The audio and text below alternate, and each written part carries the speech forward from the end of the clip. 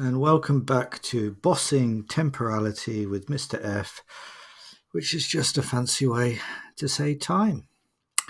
Today, a theme-based look at Macbeth, and I want to show you how you can find easy ways to link different bits of the play, the very start, the very end, but you can do this regardless of the question or the point you want to make based on just one word. Sometimes can be really effective. So I'll show you that.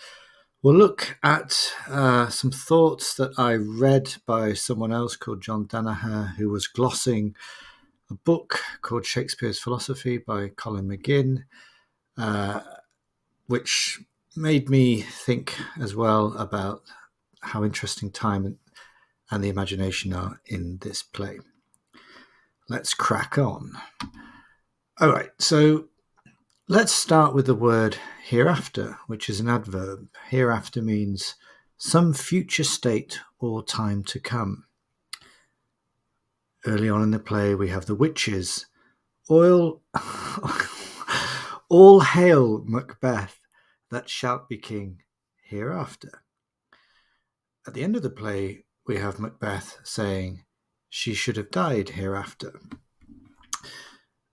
And if we wanted to, because we found this word interesting, and I'll show you why in a minute, we can do keyword searches. So I think this is a nice little website, Folger's Shakespeare Library. You type in, you go to the play, which is Macbeth, and here you just type in hereafter, and it'll bring up all the instances of that word, which you might find an interesting way to link different parts of the play, different ideas together. And you can see there's only 4 mentions of it. And there are 3 that we will be looking at. The 4th one is neither here nor there. And what I think is interesting is, in relation to what I have been reading on this blog here by John Danaher, who, as I said, was glossing the ideas of Colin McGinn's Shakespeare's Philosophy, is the part that is played in Macbeth's mind by thinking and imagining a future state or a future time, i.e. a hereafter. And for me, the witches, the witchcraft lies in sowing seeds. For me, they've always been agents of chaos, agents of destruction. And with Macbeth, yes, we could argue convincingly, talk about his hamartia, his fatal flaw, his weakness of character that they play on. But it's all about sowing a seed, isn't it? What do they actually do? They just plant an idea in his head, and this idea ultimately is his downfall, because he becomes obsessed with it, because it plays on that hamartia, that weakness, maybe for ambition or power, vaulting ambition. So I think that's quite interesting, that the minute that word hereafter, that shalt be king hereafter, we could also look at the modal verb shalt be. There's something,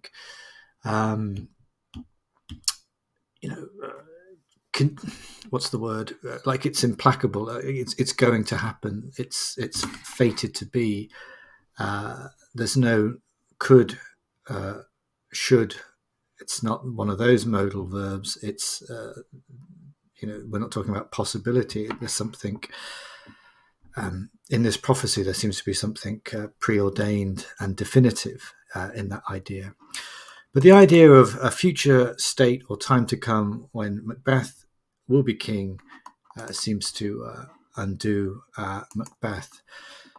Macbeth, in John Danaher's words, is mesmerized by an imagined future. And I think that's a lovely phrase. If you use it, do quote John Danaher, because mesmerized links us back to witchcraft and spells. And then we have this idea of time and the fact that if Macbeth could content himself with the present, where he's just received, or when he receives Thane of Cawdor as a new title, that would be fine, but he can't. He's always living with one foot or one eye in the future, where things will be even better.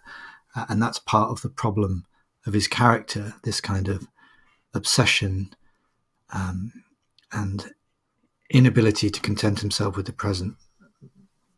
it's yeah. Once that idea has been sown, Macbeth then imagines Duncan's death, and if I was building a case here for this, if there was a question about time, it was a theme, or something about weakness of character, hamartia, and I might be using this to demonstrate that throughout the play.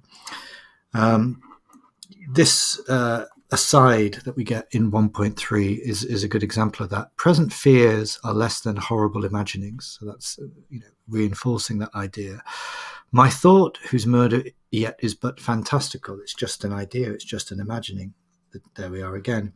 Function, i.e., what I can do, is smothered in surmise. This is again thoughts, mental preoccupation with things about the future, possibilities. And finally, this is a wonderful, an obscure phrase that I think is a very good short quote that you could use. And nothing is but what is not, which suggests that the only thing that dominates his mind, his thinking now, are all these imaginings, all these things that aren't actually in existence yet, but which are preoccupying him. So nothing is, like the present, no longer exists for him because it's been eclipsed by what is not, these horrible imaginings, these fantastical ideas about the hereafter in which he shall be king. So I think that's really a nice thing, a case you could build there.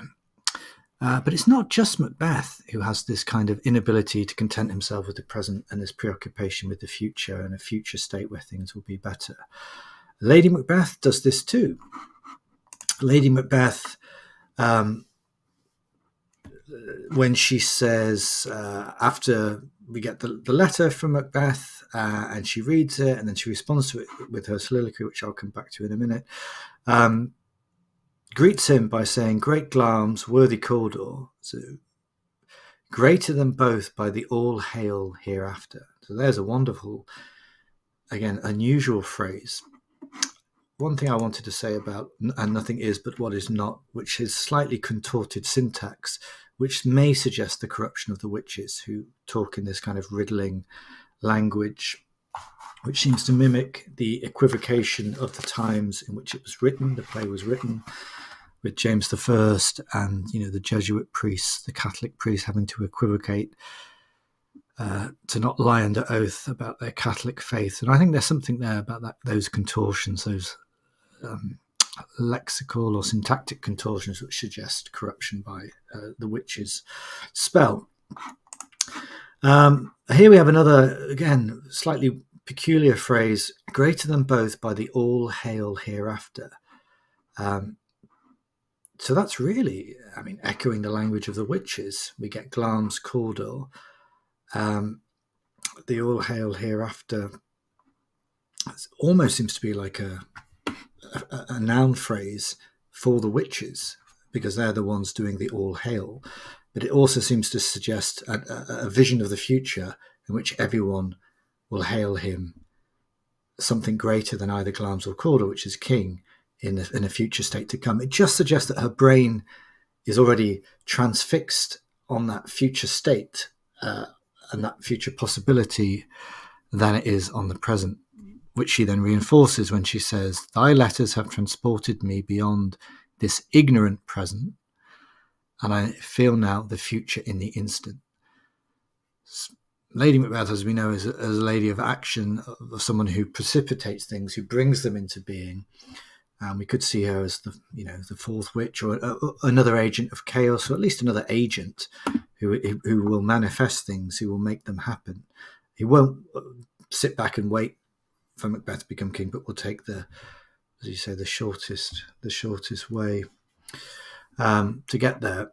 But that's interesting, isn't it? When we look at the time thing here, we have the hereafter, an ignorant present, and a future that she feels in the instant. Like right now, that future is close, as in it could be achieved, it could happen right now. It could be materialized right now.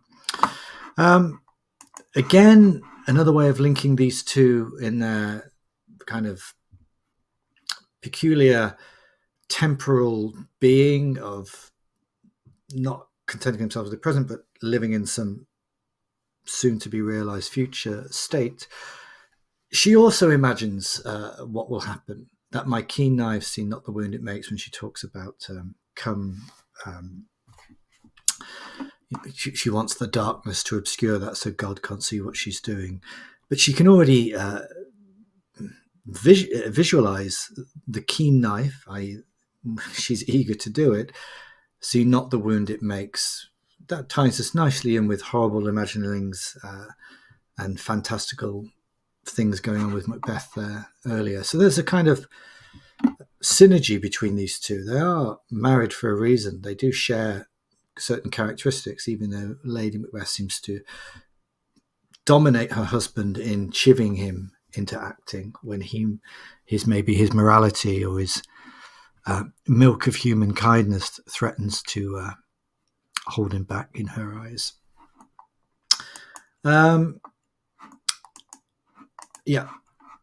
Banquo also is tempted by these speculations about the future. So we see just how persuasive this spell is, and we know James I was under the sway of feared witches. Wrote his book on demonology.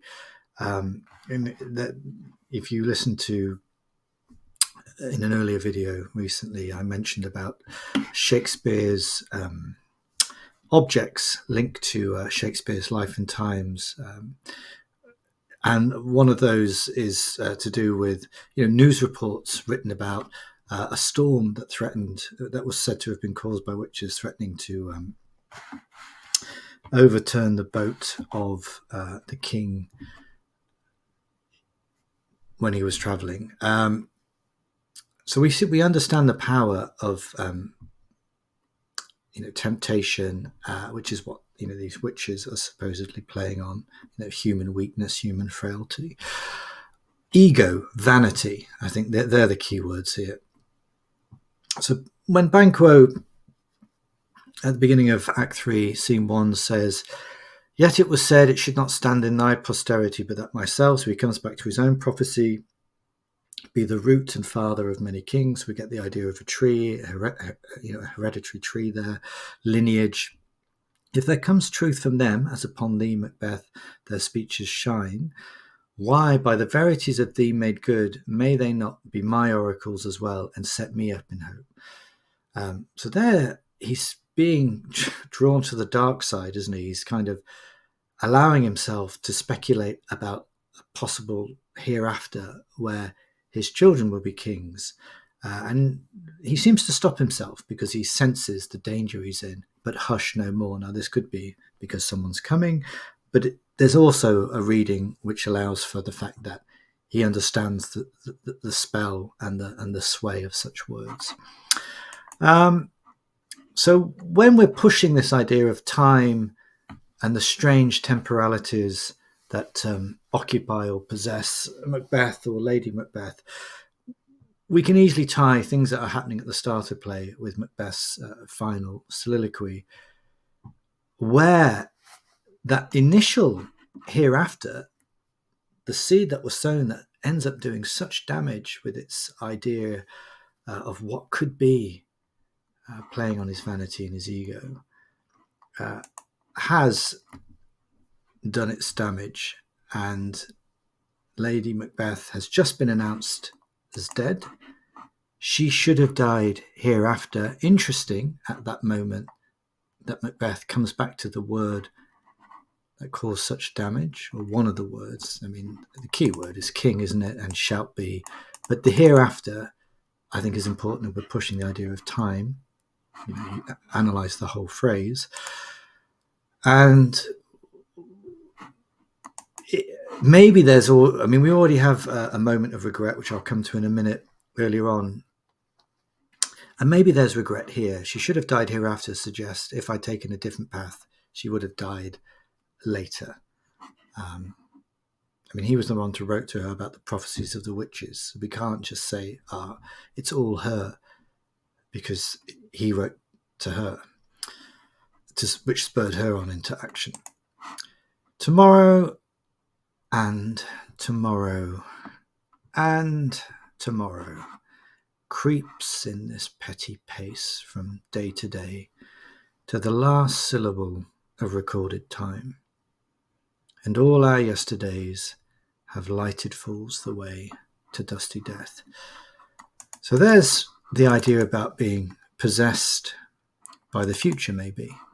That idea of tomorrow, the hereafter, some future state where things will be better and we'll climb the ranks and we'll our ambition will get us power and riches. The last syllable of recorded time, again, if you've listened to those podcasts on BBC Sounds, Shakespeare's, is it Restless World? With those objects, we come back to this clock. This is an Elizabethan clock that very rich people had at the time when they were just social time was just starting to come into existence. The idea of recording time and having these things that did that even within our houses, not just on churches. So the idea of a syllable of recorded time, I think that's what we're getting at there. And all our yesterdays have lighted fools the way to dusty death. So all of us who are preoccupied and obsessed with some bright future tomorrow or hereafter, that future ultimately becomes a bunch of yesterdays that have lighted fools such as himself. I think he would account himself among them, and probably his wife now. The way to dusty death. I mean, the futility, the inevitability of our fate as human beings, but also maybe, the foolish idea that it could be somehow that we could escape that fate. Maybe we could tie that to jump the life to come, i.e. the hereafter here, meaning the afterlife, and the justice, the divine justice that will await him there. I think we're doing pretty well here. So if we can push the idea of time and the imagination to the future, we can certainly push it to the backwards as well, about being haunted by the past.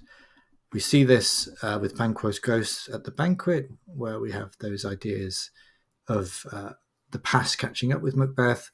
Lady Macbeth's damn spot, where the past bloodletting is visualized, in her mind as being present permanently on her hands and unable to be cleansed of that, either physically in this hallucination, but obviously emotionally. And there is this, as I mentioned, Macbeth's regret for his altered future. And that's that, again, in the same way that she should have lived hereafter, he should have had a different future as well. And that which should accompany old age as honour, love, obedience, troops of friends. It's there's a kind of little troop of nouns there: honour, love, obedience, all these positive abstract nouns are trooped out there along with the friends. I must not look to have, because his actions will deny him that. There we are. I think you can play around with that. I just wanted to show you just how one word like hereafter can really, tie ideas together from the very start, very end of the play, and then you can build on that, ramify that with a bunch of different, a bunch of different quotes and evidence from different, the middle of the play or wherever else you want to find that. Now, maybe you want to tie this to some AO3 if you're doing AQA GCSE. Well, a nice way to do that would be to think about what Shakespeare is doing with his text. Now, Shakespeare is the great elaborator of plays. A lot of his plays are based on pre-existing material, either earlier plays that he reworks or stories that he reworks, and that's the case here. So we could argue, if you're building on this idea of time as a leitmotif in the play, that Shakespeare himself is obsessed with time, and he's reworking something he's found in Holinshed's Chronicles, the story of Macbeth, the original historical story, and creating something with as Stanley Wells tells us in his book Shakespeare's Tragedies, psychological nuance and realism, but also updating it for the present moment. So there's that kind of linking of the past with the present, which I think could be useful. Why? Because of the gunpowder plot, where a Scottish king was being